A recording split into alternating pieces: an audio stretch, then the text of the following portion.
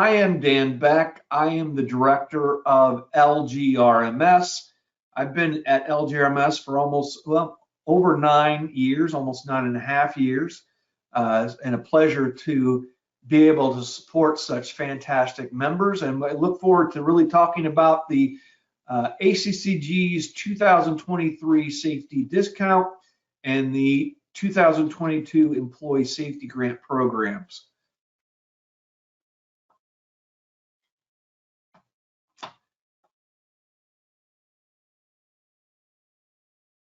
This is, again, each of you should have received this particular brochure. So if you have it, you can reach out to me afterwards and we'll get it to you. But even if you haven't, I'm going to share a link with you a little bit later where you can get the entire brochure electronically. But if you'd like a physical one, definitely let me know. I can ensure that that's being done too. So here's the page. If you go to, again, www.accg.org/insurance/IRMA-discount.php, you'll find all these particular documents. You'll find the safety discount program, and you can kind of go through that, click on it and download that. You can find a fillable safety action plan document. You can find the safety discount verification form, and then the safety or sample safety coordinator resolution and policies. So all those are available to you. That's a good website to go to, very simple, very easy. Everything is focused towards you. So I would suggest you go to the insurance and look through and see what they have available if you have insurance through ACCG.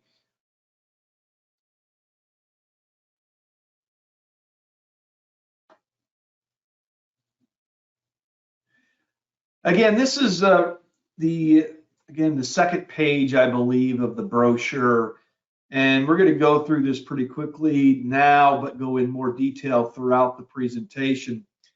But we ask you to kind of read this out because these are really the changes or things we want to make sure you're focusing on based on feedback we've had from other people. So the first thing is new public transit services. We established some new requirements really focused towards public transit because we've had some very severe losses from a ACCG claims perspective, and we really need to do something to control those. We're going to talk specifically later in the presentation, so hold on, but this is something that you'll be required to do to meet those particular expectations. Regional training session requirements, these kind of have stayed the same, and again, I'll go into a little bit of detail now. Again, in the past couple of years, as you know, COVID has been active, and we have not had a lot of regional training sessions.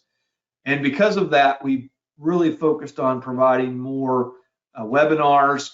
But in the past, and it is even this year, we still require you to attend at least one regional training session. So that is the expectation. And you can attend any of those particular regional training sessions. We have roads liability, we have HR, personnel liability. Those are all considered the training for that, and they're going to be out throughout the year. There'll be multiple ones. There's actually going to be a firefighter cancer regional training event and more. Or you can take 3 webinars and then write a 1 paragraph based on all those webinars. You don't send those to anybody. You keep those so that when your field rep does your verification, you'll have a copy of the registration for each of those particular webinars and your summary paragraph. So really what I'm looking for is what you learned from the webinar. It can 1, 2 paragraphs or multiple paragraphs within that. And then completion or the completion of a 3.5-hour online crisis coordinator program. So this is the program rolled out a couple years ago. Many of you have taken that. It's the same program. It's not new. Once you've taken it, you do not need to take another. But if you do have new people in your organization, we highly expect that they should attend this. if they're going to be involved in communication, anything around with high risk or high potential for crisis management. We really recommend, especially within counties, that one person in the county attend this, potentially somebody with the communications or HR that's going to communicate or be the liaison, and then one person within the sheriff's and or police office. Again, the vast majority of crises that we see, things that go bad, occur within law enforcement. So excessive force, motor vehicle incidents, whatever that might be. So we really like to see somebody within law enforcement have this particular type of training so that they will be able to know how or what to identify as a crisis and really what they should be doing to respond. So those are pieces. Let's see. Here's a question. Only one is needed out of the 3 options. That is correct, Elizabeth. Great question. You get a gold star. Only one is needed out of the 3 options. The next one is the safety action plan for both insurance programs. And again, that's really due to me by April 29th. We'll talk more on that with this particular webinar. Complete eligibility requirements. Again, the eligibility, it's really, a lot of people think, well, we got to be done by September 26th. It's really for you as a member. We want you to follow this process, 12 months out of the year. So starting October 3rd, 2021, you should have processes in place to meet these expectations throughout September 2022 to be able to eligible for that 2023 discount. And we'll talk about what those expectations are later in the webinar. Again, apply for the safety discount. Again, we want to see that application sent into ACCG Insurance at ACCG.org no earlier than August 1st and no later than September 16th. So here's what I would suggest right now so that you remember. I would go out in your calendars if you have electronic calendars, or if you don't, if you have a paper calendar, put on your calendar on August 1st or August 2nd or whatever that date is, sometime before August 16th, submit the ACCG safety discount application. Really, that's what we'd be looking for. So make sure you have that on your calendar. Again, employee safety grant. Members who qualify for the 2023 safety discount will be eligible to apply for the 2023 safety discount. So again, the same as it was last year. If you met the requirements for the 2022 discount program, then you will be able to apply for this year's grant, and we'll talk about that this year or this later too. Again, it talks about the electronic versions, and I've talked about where those are, so you can find those at your leisure. Any questions, any comments? Again, this is within the brochure, and it talks about the discounts available, and just talk about your association, and this really can end up being a lot of money. The Workers' Compensation Fund has historically had that 7%, but the 5% is fairly new. It used to be a flat fee. So if you're paying a lot of money in premium, this could be a massive, massive discount. And again, if you're able to achieve that particular discount, I think I would let people within your organization know, let senior leaders know, let elected officials know, because it's a big accomplishment and a tremendous savings and a tremendous benefit that ACCG provides.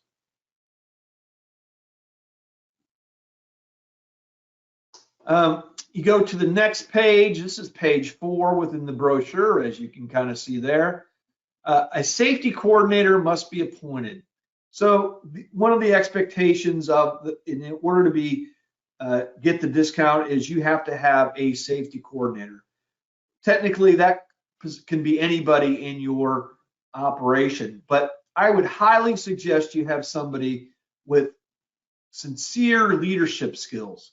We want somebody that's going to be able to communicate outside of their department. So a lot of stories I've heard is the public works employee, the backhoe employee walked by the department manager's office or the director's office, and the director said, hey, you're the new safety coordinator. That person doesn't have leadership skills. That person really is not good at communication skills, and they're really doomed to failure, don't do anything. Again, we'd ask that you really find somebody that has leadership skills. It can be the director of that. We'd like somebody that can communicate to public works and to administration and the law enforcement groups, all those groups. It's really potential. So have that person have some of those qualities of leadership and go beyond their simple tasks. Attend the safety coordinator modules 1, 2, and 3. Again, the expectation is once you've identified that safety coordinator, that they will have attended those regional safety coordinator classes up to 3, 1 per year for the first 3 years that they're in there. You don't have to do those in sequence. You don't have to do those in line. You can take number 2 or you can take number 3 first. I think it'd probably flow better if you did 1, 2, 3. You can take them all at one time. You're only required to have 3 of those courses.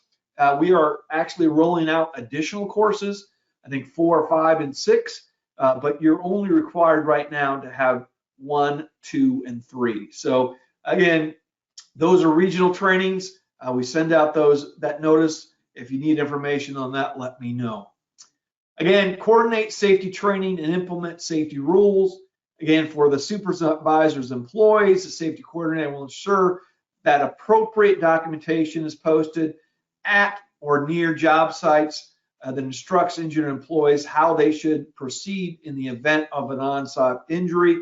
Again, we want to make sure training is getting out there, and we'll talk about the specific training or how you do that a little bit later. But specifically, we want within this requirement that you're posting incident reporting processes. You should train your folks in regards to that too. Not only, I think it's a best practice, but if you want to have any impact in regards to reducing incidents, it's critical that they know it's an expectation that they will report incidents in a timely manner. Coordinate safety inspections, again, to help potentially. We really, again, this is something that I would love to see people do a little bit better on. The expectation is that you're going to have a safety inspections for all departments, and that's going to occur on a quarterly basis and or on a twice-a-year basis. The expectation is on a quarterly basis. So if you have hazardous machinery, if you have in regards to developing your check sheet, go beyond just checking to make sure your fire extinguishers are there or the eye wash stations are filled. Those are great things, and you should be doing those. But look at things that are potentially causing injuries. Housekeeping is a great one. But if you had an injury in a particular department, and based on that injury, you had a corrective action, check every 6 months to make sure that corrective action is being done. That's a great way to do it. So enhance your inspections. Look at those. Look at motor vehicles. Make sure, check those things. Again, the safety coordinator is not required to do this, and they can do that. But really, the expectation is that you would have a team to conduct inspections, and they'd be going out doing these inspections, potentially within their own department, maybe switch after a while to other departments. The next one is coordinate departmental quarterly safety meetings. Again, the expectation is that at a minimum of 4 safety review meetings must be held each year within the departments. If all 4 of the meetings have not taken place by the time the safety discount is due, they must be scheduled to take place on a quarterly basis. So we'll talk about a thing. But within those meetings, you get people together, you can talk about accidents, but this is at the department level. You can talk about accidents, you can do some training, We provide training in regards to our Share magazine. You can use that, provide training off of that. You can request videos. We have those, or you can have us come out, request that we do live training, whatever that might be. We'd love to help you with those. But ultimately, I think a good supervisor should be able to do that. Maybe the department manager or department director can provide that training. So they're speaking the talk so that your employees know that leadership supports these initiatives. And not only to hold accountable, not only to hold employees accountable, but to hold supervisors accountable for holding employees accountable. The next bullet point is coordinate quarterly safety meetings. Again, the expectation for this is that you're going to have potentially members of multiple employees from different departments. It could be a supervisor, or a department manager, or a frontline employee from a different department. They're going to sit on this particular team, and you're going to review your accidents within this particular team. That's really the expectation. So you're going to look at the incident, what was investigated, how was it investigated, was it a quality, did we have a great root cause identified, did we do appropriate corrective action? And then you'll provide feedback to those particular people in regards to that. And again, we're looking for all these three things: the quarterly safety meetings, the quarterly committee meetings, and the inspections. We're looking for those to be documented. Just there's some comments. Let's see. Are the other departments aware of these grants, or is this something HR should inform department heads about? Really, this should be something that the safety coordinator and HR should be informing the other departments about. So I would say, I don't know what's within your county, but you should be sitting down with them and saying, hey, we're working toward this. This is important. This is potentially a massive amount of money refunded. So it's critical that you do these particular things. So we need volunteers for this period of time.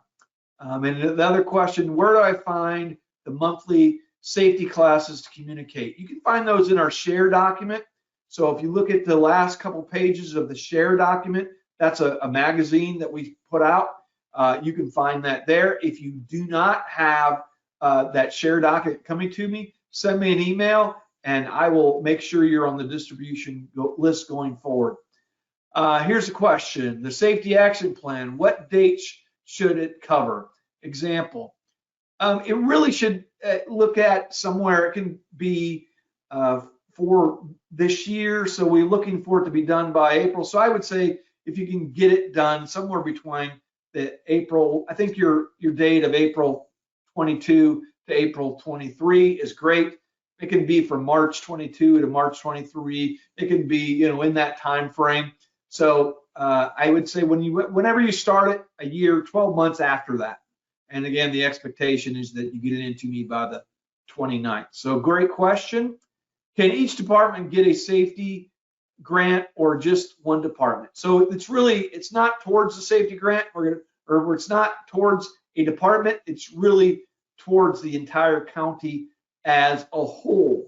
So the expectation is it's going to be a holistic program, not a departmental program. So that's where the grant. And we'll talk about the safety grant itself. We're going to talk about that a little bit later. It can just be towards one safety, one department, but it needs to be approved by either an elected official or a city or a county manager or administrator to say, hey, this is approved for the entire county. And the reason for that is, we'll talk about that. We don't want people competing for money and sending us those grant applications for the fire department, and then we get one for the police department later. We want it all encompassing in one application. So I hope that answers your questions. Great question, everybody. Really love the interactivity. Here's another piece. An employee from the organization must attend a minimum of 1 training session. We kind of talked about that already. I think we've covered that. Any questions regarding training?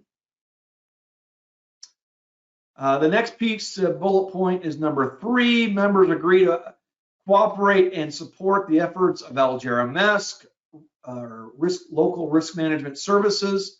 So the expectation is as you all know, if you're involved in the safety and risk process, after one of the LGRMS representatives come to your organization, they will follow up with a letter of recommendations. And within that letter of recommendations, you are required to respond within a certain point in time. Again, you're not required to have all those completed, but at least you're required to respond saying, hey, we're working on this, or hey, we don't have funding for this at this point in time, whatever that might be.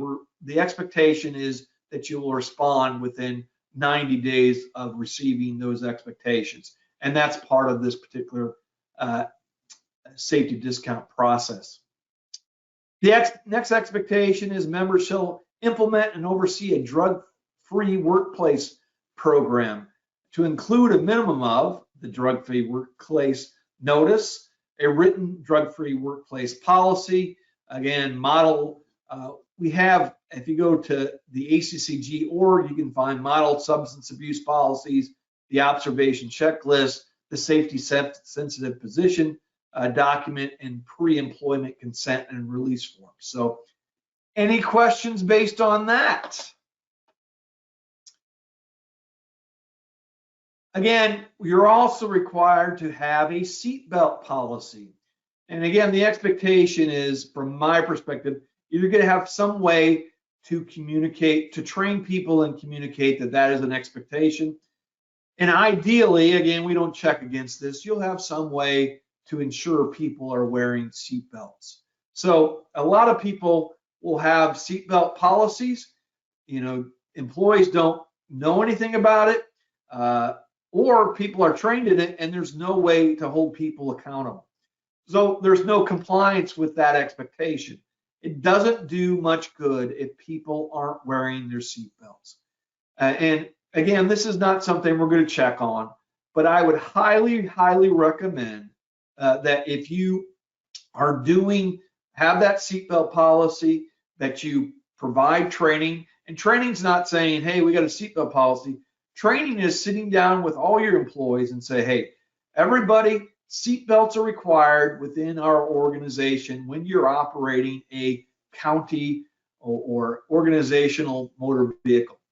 And if you are operating that vehicle and you are found without wearing that seatbelt, these are going to be the associated consequences. If there are no consequences against not wearing that seatbelt, it means nothing to your employees. I also suggest that you go out and spot check. Stand in where people drive in when they're coming in. If you got public works people come in at the end of the shift, stand in and take note and provide feedback. Same thing with law enforcement, whatever it might be. Make sure that people know that you're measuring it. They're going to be much more apt to implementing those particular policies. And again, make sure that people know that you care, that this is something that you care about.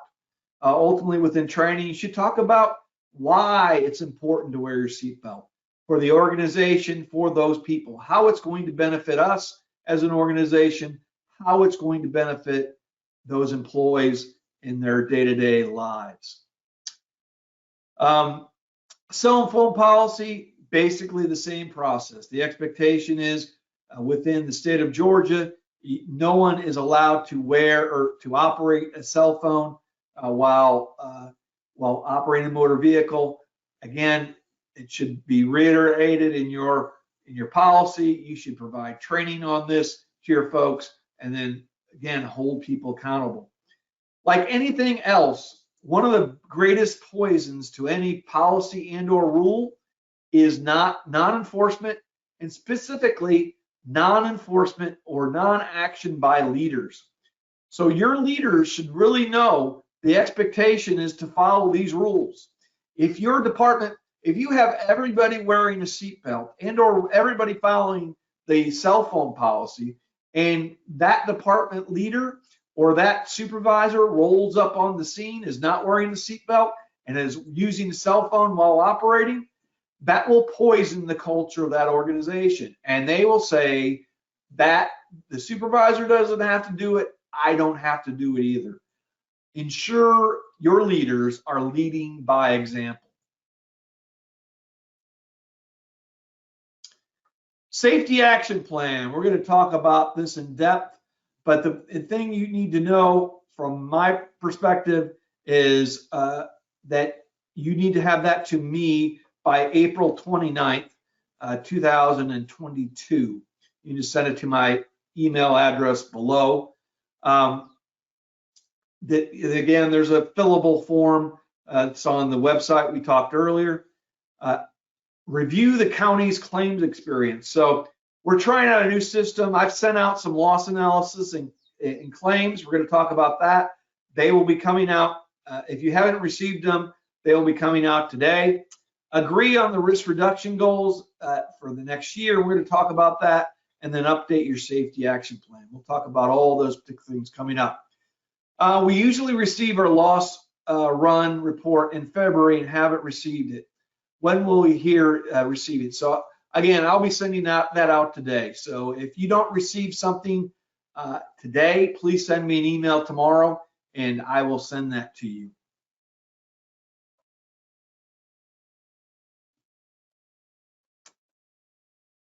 Here's the safety action plan. Again, this is a fillable form. You can find that on the website we talked about.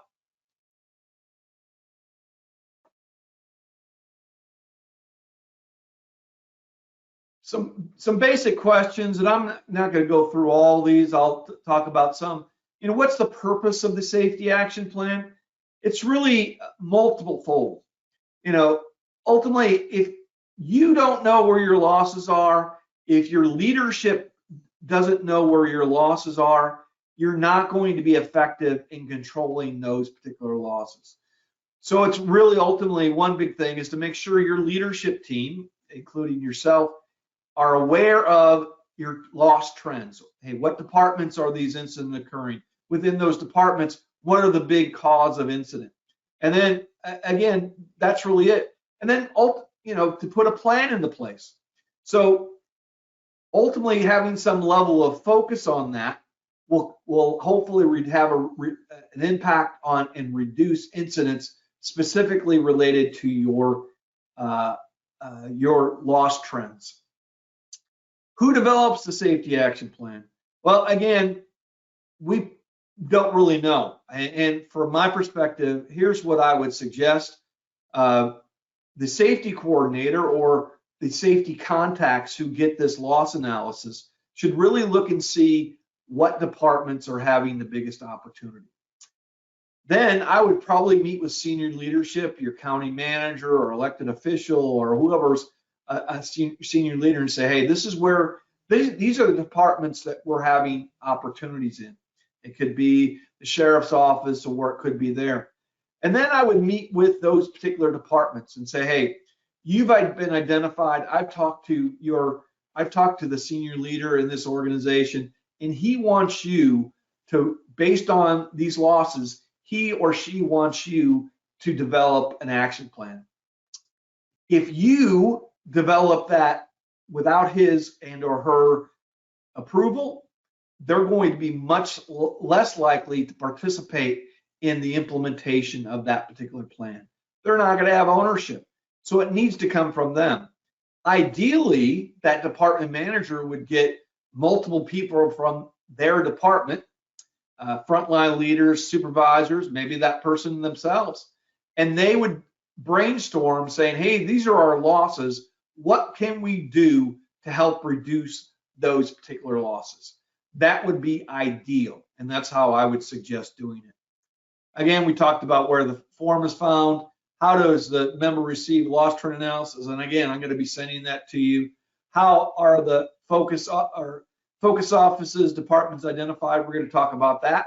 And how are the loss types focuses identified? We're going to talk about that. How is risk goal set?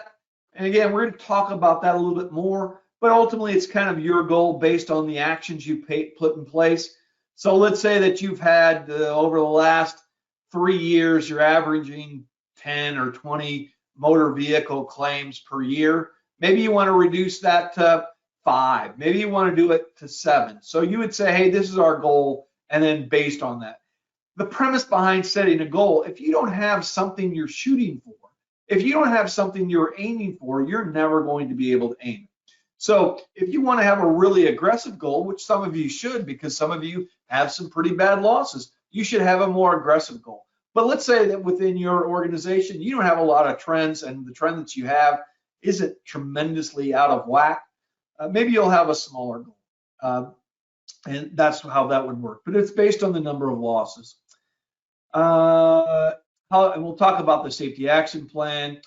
Who needs to sign the safety action plan? As I said before, ultimately would love to see on all these documents, either your senior elected officials, county administrator, whoever that person that has oversight. The premise is we want them to know what the losses are. We want them to know that the department manager is engaged, and we want them to know that the department, that they have an action plan to address it. And hopefully they'll be involved in holding that department accountable for implementation of that particular plan. Why does the safety action plan need to be signed? Just kind of went through that. When does the safety action need to be completed? Again, sent to me by April 29th. So here's the new loss analysis. And the first line item is, again, the total number of claims and total dollars for your claims, kind of get you a ballpark. This is for work comp.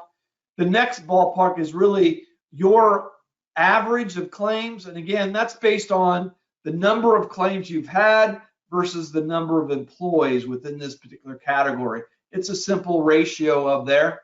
And again, that compares against your size. So you have authorities, small members, extra large members, and then overall. And you can compare yourself, how you're doing versus everyone else. I got a question, where can I check to see what classes I've taken? Again, you can send Courtney Stepter an email, and she can check. You can send that to me, and I can check, or I'll forward it to Courtney, and she'll answer that. So, good question. This is, again, part of the loss analysis, and it talks about what departments, again, this is new. We've done this before. It was in pie charts. We wanted to make it simpler. So this is basically 1 or 2 pages. You'll get this within, but within this, you'll see that it comes in an Excel format, and you'll see that it'll prioritize the departments with the highest number of total incurred and the highest number of claims. So within this particular county, the sheriff's office has 34% of total incurred and 93% of total claims. The fire department has 31% of total incurred and 26% of claims. And then it drops down to public works and or sanitation, public works.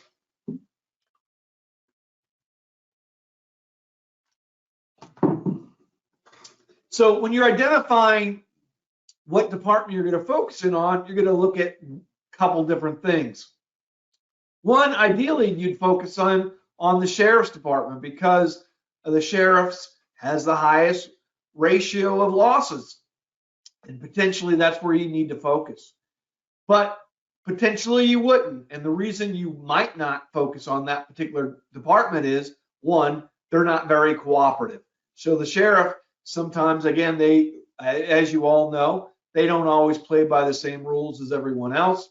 So they might not participate as well as you. So you might go down to the next one in regards to doing the loss or doing an action plan. The other thing is, based on your own feeling of the losses, you might not think it might be one large loss that's there, and you might not think it's a trend that you need to control. You really want to focus in on those trends that you can control.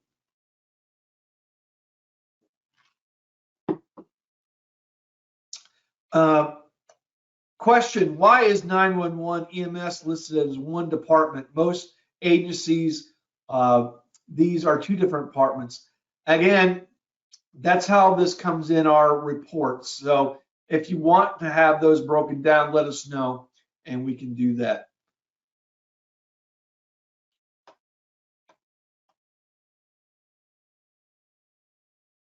Again, here's the breakdown of all everybody by program and contact type. So the program is a bigger category. The contact type is a subset of the program. So you have ergonomics is the leading cause of incident at 25% of total incurred, and 11% of the claims. But non-category is 17% of the claims of total incurred and 46% of the claims. So what are ergonomics? Those are broken into ergonomic lifting, ergonomic push and pull, ergonomic exit or entering motor vehicle. You can see all those in the contact types. Slips and falls are slips and falls from same level, slips and falls from different levels, so climbing a ladder or things like that. Law enforcement is a category. It's got foot pursuits, arrest altercations, and other things. You have training in sports, you got motor vehicle, and so on. The non-category is consistent, and that's labeled as NC next to it. Those are consisted of caught between or struck by claims, sharp objects, anything to that effect.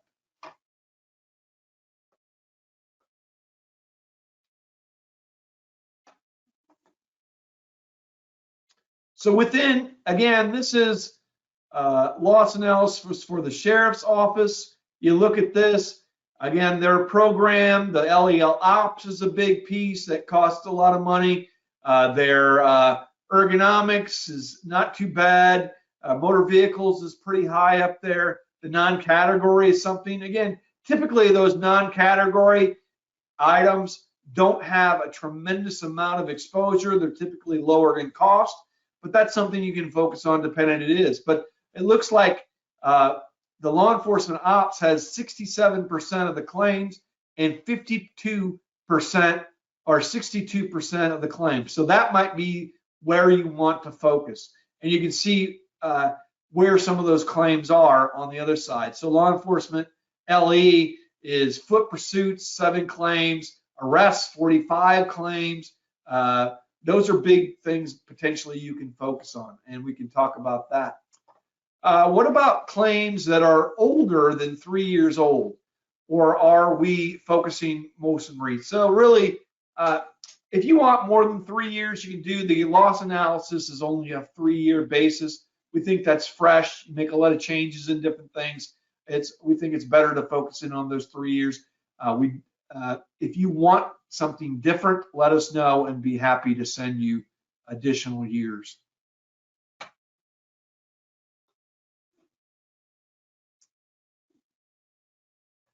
So this is the IRMA loss analysis.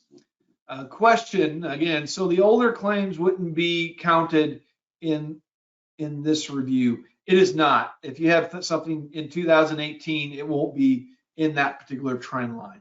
If you'd like it to be, you want to review those particular claims, you can request those and I'll be happy to send that information to you. Again, the same as basically you have within your the work comp report. You see that this has 250 claims in IRMA and $2.6 million in losses over those 3 years period. A lot of losses. And then you can see how this number compares to others. And again, they got a 3-year rate of 3, but man, they really have a high rate of loss. So severity is off the charts.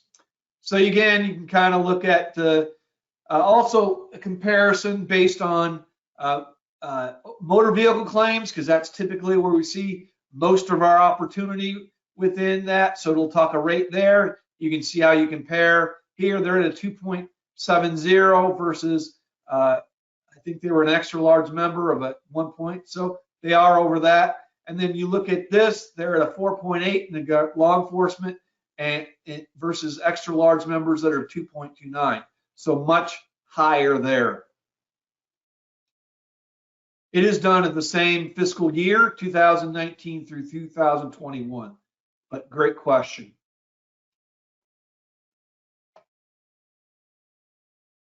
Again, then it talks about where the losses are. It talks about sheriff's office at 30%. It talks about water, wastewater at 65% of total incurred, 30% of claims. Again, wastewater, 19% of those would be the two places I focused if they were there. So again, if you have both workers' compensation and property and liability, again, we say that you need to do an action plan. You don't have to do it for both. So if you have losses like this, where are you going to focus? You're going to focus on the IRMA claims, because it's about $450,000 over 3 years versus $2.6 million over those 3 years. That's where your fish are, and that's where you need to be fishing. So based on that, you're going to look at, again, this is talks about overall the general thing, but looking more specifically, let's talk about sheriffs. You look at motor vehicles is 95% of all their total incurred and 92% of total claims. You don't have anywhere else to go. That's where you need to focus. That's the big hitter in your department. That's what's driving $1.6 million of claims loss. And then on this, and then the next piece, you'll see lane change, pursuits, rear-ended, backing, fixed objects, motor vehicle are all hit pedestrian, stopping yield. Those are all motor vehicle claims that you should be focusing on. So it tells you the trends. So pursuits, again, you had 10 claims, but $1 million in the 10. You hit fixed objects for $267,000. That tells me that you have a problem with the distracted driving. All those things can be focused on, and we'll talk about. Again, we do have 27 claims that are our motor vehicle hit other, but there's only $38,000 worth of stuff. Again, failed to stop or yield, another distracted driving or driving behavior that you can improve on. All things you can focus in on. Again, this is the wastewater, the same basic thing. You look at what they're seeing. General liability is a big one with 57. That's general liability, but you look on the same thing. It's water and sewer. So that is sewer backups tremendously. You can look at the claims related to that specifically. So I would look at the claims and then work with your water and sewer department to go through how do we find these water and sewer claims, potentially do an analysis of your water and sewer systems to really find out where the choke points are. There's lots of things that you can do in regards to focusing on those particular losses. Again, this is your action plan. So you put your accounting, you put the time frame, and then again, as you can put 2012 or 22. This is your action plan, or from April 1st, 2022 to April 1st, 2023. If that's how you want to manage it, that would be fantastic. Then you're going to find your departments that you're going to, and again, it depends on who you're going to have cooperation with. Ultimately, if you don't have cooperation, why put them down there if you're not going to have? I would make that attempt. Even if you've made the attempt the last 10 years, I would sit down with that sheriff or whatever department leader it is, and I'd say, hey, here's your losses. Here's what we suggest you do. We'd like to see you develop this action plan. We suggest that you get your folks together. We'll review some claims. They will come up with brainstorm ideas on how to control these things. That would be the ideal way to do that. You can do that with both of the departments that you're focusing on. So hopefully sheriff's office, hopefully water, wastewater. And again, you can look and see that that's really where the opportunities are. And again, based on the amount of resources you have available, you're going to do different things. So a lot of times when motor vehicle operation is the source or is the trend, a lot of people say, well, let's just provide more training. Ultimately, you have to get down to the root of the issue. And this is where a problem-solving team or something to that effect will assist you. And we can assist you with setting up some of these problem-solving teams. So if you need assistance with your sheriff's office, if you need assistance with your other department in developing these problem-solving teams, let us know. We'll be happy to assist you. I have a training specifically for that. But within that, they will do a loss analysis, and then they'll really brainstorm on what corrective actions and really get down to the root cause of a particular issue. So in law enforcement, a lot of times training is not the problem. They might know what to do. The problem is there is not a culture in there that holds them accountable. So ultimately they need to have a policy and then they need to have a leadership committed to that policy. Leadership needs to talk to that policy. Then they should do training. And that's really the expectation. Potentially having some consequences for incidents or poor behavior while operating a motor vehicle. Those are all things that you can put in place. Questions or comments? Again, important that you have the top elected official or county manager sign, write their signature and date. The premise is we want to make sure that people aren't playing games, that the fire department isn't sending an application and then the sheriff's office and then some other department is. We want to make sure it's one application for one action plan per entity. And then the leaders of each of the particular departments. The expectation is that you're going to have their names there and they're going to sign. They're going to understand what the losses are. They're going to be committed to the action plans and to completing those particular action plans. Any questions and or comments regarding action planning? And what I will do a little bit later within the email that I send you, I will send you a webinar we did specifically on action planning later, and it'll talk about a step-by-step process versus the kind of the quick review that we did today. Within this, again, this is for IRMA, the requirements. You must have policy manuals in place. The personnel manual, not much has changed there. The same policies that we've looked for previously. Again, sheriff's offices must have a policy manual. Hiring and termination, if it's separate from yours. Employee supervisor training, if it's separate from yours. Harassment, if it's separate from yours. EEOC and non-discrimination, if it's separate from yours. All those apply.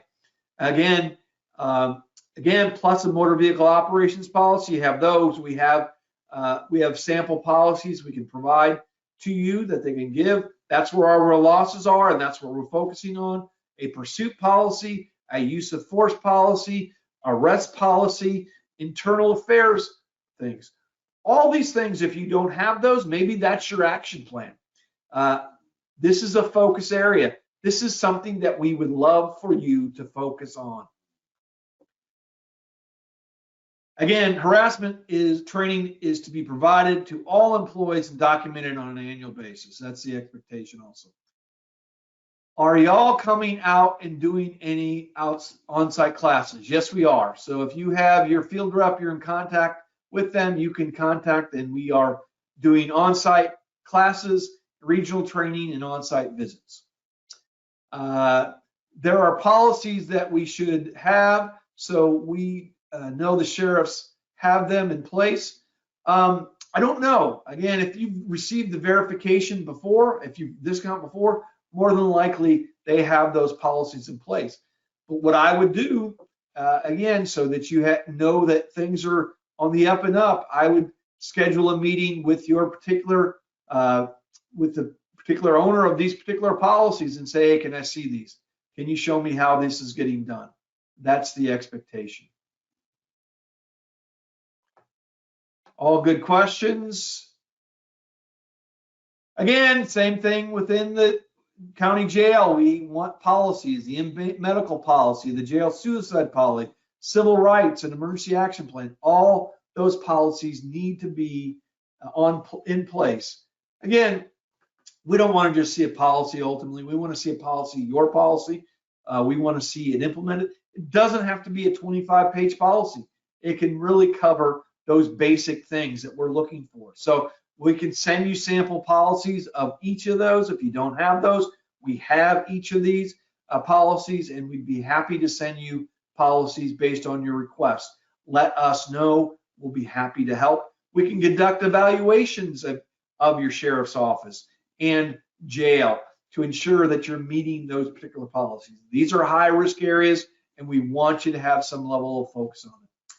Again, motor vehicle report MVRs must be obtained on all employees before they permitted to drive the county vehicle, because they are major sources of liability losses for the county.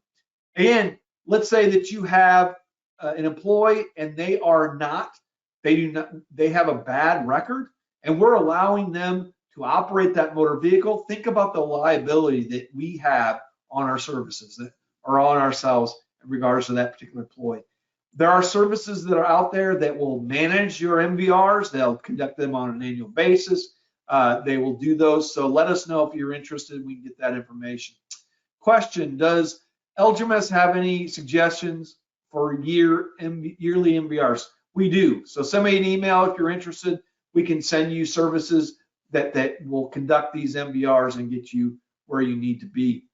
So here are the new public transit services. These are the requirements. Again, public have increased auto liability risk due to the many passengers being transported, members that provide these services. Again, we've had a lot of massive claims, a few massive claims related to transit, and we really need to step it up to ensure that we don't continue that particular trend. Question: does LGRMS have any suggestions for? Okay, same question. Sorry, delete it. But the requirement is maintain training documentation showing all transit drivers are current in past driver training. So this is a state-related training. They should be able to get that particular training. If they don't have that, let us know, and we might be able to assist you in regards to that training. This is for everybody that's operating a transit operation or motor vehicle. Maintain those employees.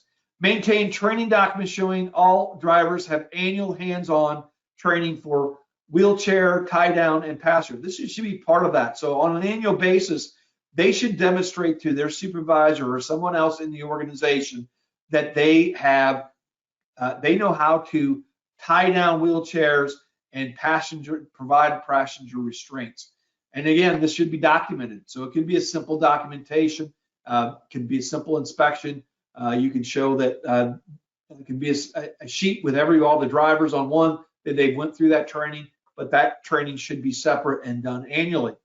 Maintain at least 6 months of documentation for all daily pre-shift inspections and all tie downs and passenger restraints. Again, you need to keep those. You need to have an inspection process so that operator can look at those elements of the motor vehicle, those restraints, and then check that they are working prior to operation.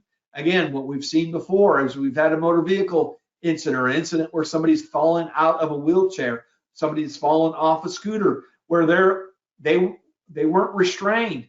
They were not placed in that restraint. and the operator then reports to us, well, that the restraints weren't working. That should be something that's working prior to using that motor vehicle. If it's not working, that particular area should be taken out of service.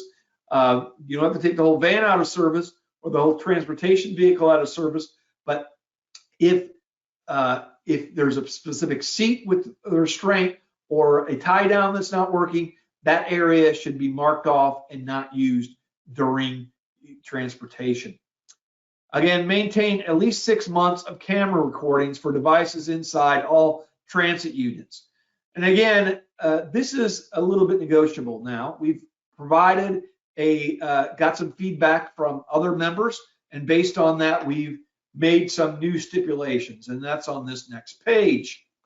So rather than having keeping that 6 months, we've heard is very, very expensive. What we're asking is that you keep any video footage of the below incidents.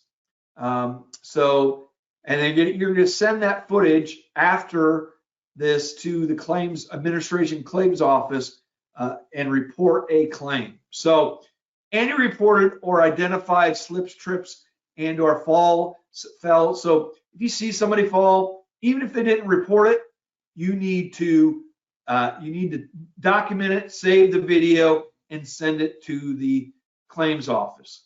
And that's whether they're in the van or in the transport vehicle or exiting or entering. Any reported identified altercations, verbal or physical, between passengers. We want to know about it. So it can be between passengers or the driver. So if you have an altercation with somebody, we want to see that particular video. Any reported or identified injuries or property damage. So if there's property damage or injury, scratch of any sort, any injury, we want to know that. Any reported identified medical or health incidents. So if somebody faints, somebody doesn't feel well, somebody hits their elbow, whatever it might be, we want to know that recorded and reported to our claims office. Any refusal of passenger to buckle up or secure mobility equipment, as well as written documentation as rider's refusal. So again, this is again part of that expectation. So if you have somebody that refuses to get tied down, refuses to wear a seatbelt, that is something ultimately we'd like you not to transport that person. But within your county, if the expectation is that you're going to transport them, we want them to see a waiver that they refused to put on that particular restraint or a device. Any failure of passenger restraint, straps, tie downs, after any testing or cause of documented safety devices deficiencies, any vehicle crashes, collisions, or sudden stops. All those are the expectations. Any questions, comments? Very good. So this is I'm not going to go through all these dates, but if you have this, I would put this in your calendars. I would mark this down. Again, there's an October, November, December, January, February. It talks about where you should have your quarterly safety meetings, your department meetings, when you should put in stuff. I'm not going to go through this. We kind of already done that, but read through this, take your calendar and update this with these things.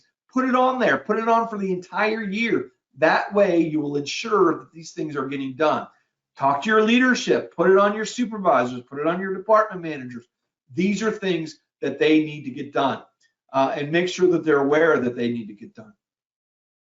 So the grant program, and again, as I said previously, if you were approved for last year's or the 2022 safety discount, you are approved for the safety grant program.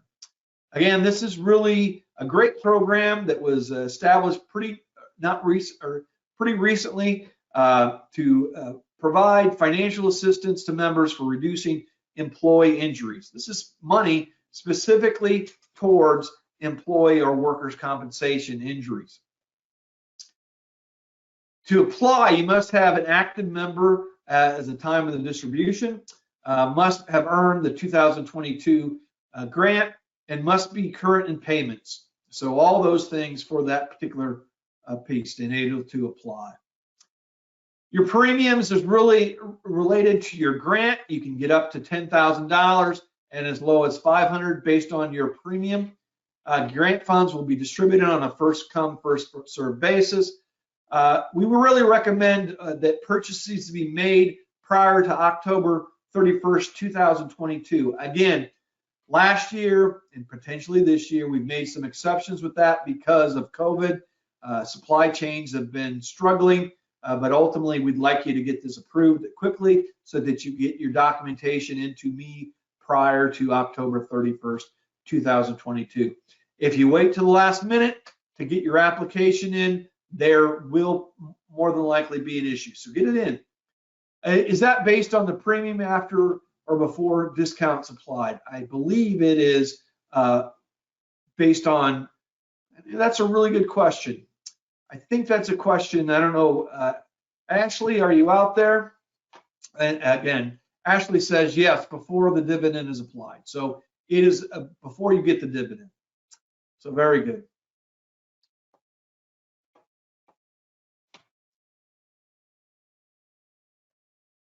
How do you know what premium grant? You can send me an email. You can talk to your insurance contact or talk to your insurance contact. They'll have that. For the safety action plan, ask for the #1 focus department. However, we have an issue countywide with MVAs hitting fixed objects. So instead of listing one department, can we say countywide? From my perspective, you guys are the experts. You know your trends than anybody. If you feel strong enough that it needs to be a countywide initiative, then I would focus on the countywide initiative. You know, it's a great question. Focus on those things you need to attack. That's my suggestions. If you believe that you're going to have a much better impact in regards to focusing countywide, then I'm fine with that. Do that countywide. You do what you think you're going to have largest impact. Again, don't want you hunting in an area or fishing in an area you're not going to be able to catch fish. You'll know your losses better than I will ever know them. We have trends. The numbers don't always tell you the right story. There could be one-offs. There's this or that. You might have controlled the problem already. So that was a great question. Thank you so much for that question.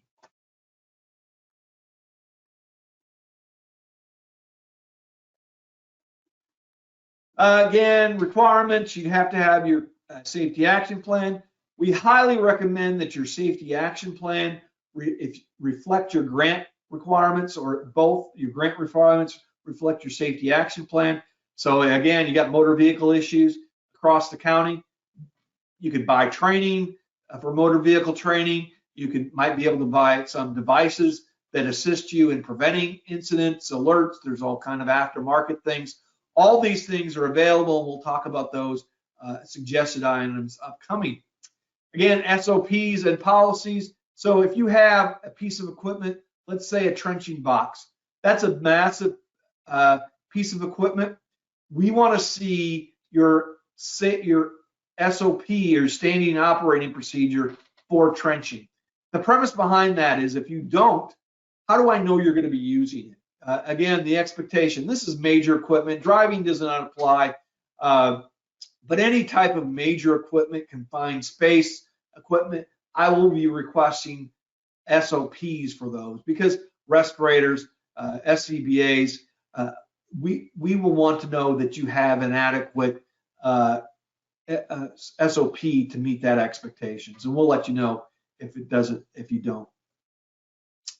Again, complete the employee safety grant application. We'll talk about that. Include a copy of the safety action plan. Include a list of items. We'll talk about that. And then submit the application to that address, email address below, between April 1st and July 31st.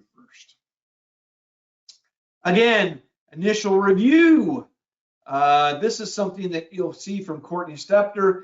She will get the information you send to ACCG. She'll review that. She'll say, hey, I need an SOP, or I need an action plan, or whatever it might be that you're in need of. And she'll tell you what the opportunity is there. Or she'll tell you, hey, we received it and we're good to go. Again, distribution of grant funds. I won't go through this, but again, we really want to see, it'll take a little bit of time. Some people we have give grant applications, and they hit it right time in the review process. We get a turnaround within a week. We've had it, but more than likely it's going to take probably 4 to 5 weeks to get you paid, depending on when you get us information, proof of purchase, and so on. This is kind of new for this year. It's pre-approved safety grant items. And I know this is kind of an eye chart to see, but I've focused in on a little bit more on this particular piece. It's designed to really help you focus in on things you're potentially having problems with. It'll have hazards such as chemical hazards or general safety hazards or electrical or high risk hazards, or that it'll go down to a department level, like law enforcement or water or wastewater or whatever it might be, public works. Those are all in here. So you can see that within law enforcement, some of the things it says, defensive and specialized driver training. That's something that's pre-approved. Mobile Eye, that's a system that will detect if somebody's coming into your lane or if you're going into somebody else's lane, somebody comes out in front of you. It really helps alert motor vehicle operators. Again, a body, armor, you have all these different things. So reference this thing. Is this available online to us to download? I'm not sure if it is, but I will be sending it out with the webinar, so don't worry about that.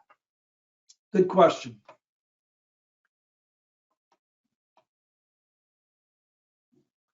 Again, once you're reviewed and I sit down with GMA or with ACCG to review your items and they are approved, I'll send you an approval email. This is basically what it'll look like. Read through that. The expectation is that you're going to have an invoice with paid, basically we're looking for invoices, but if you have a credit card statement, that will work as a proof of purchase. We want something that says that you have paid the invoice, basically. Again, new last year was a complete and included proof of purchase reconciliation document. I'm going to talk about that, but that's critical. A lot of times people will have multiple invoices. They'll send me 60 different invoices. They'll be mixed up in one different document, and I'll have to search through to find out what you paid.